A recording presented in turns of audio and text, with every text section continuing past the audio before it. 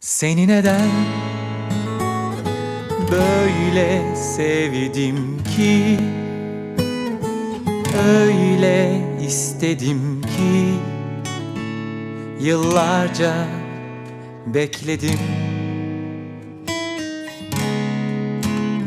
Bizi bir de benim gözlerimden görebilseydin, belki beğenirdin. Biraz daha uçurumlarda aradım durdum seni zamanda.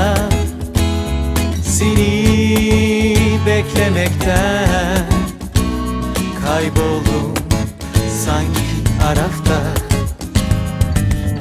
Biraz daha uçurumlarda aradım durdum seni zamanda.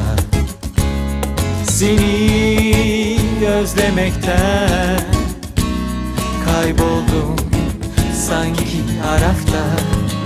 Seni neden sevdim ki, beni neden sevmedin? Seni neden bekledin, beni neden sevmedin? Tek parça kalmam senden sonra. Tek parça kalmam senden sonra.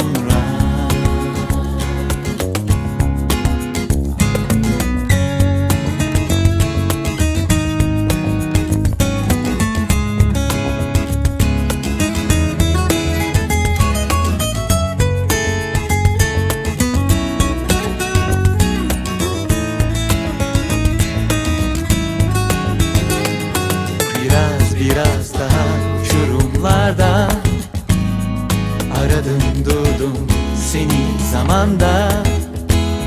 Seni beklemekten kayboldum sanki arafta.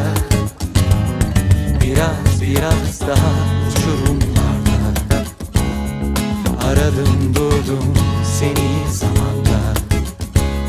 Seni özlemekten kayboldum sanki arafta.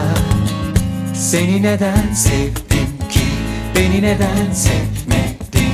Seni neden bekledin, beni neden sevmedin? Tek parça kalmam senden sonra. Seni neden sevdim ki, beni neden sevmedin? Seni neden bekledin, beni neden sevmedin? Tek parça kalmam senden sonra.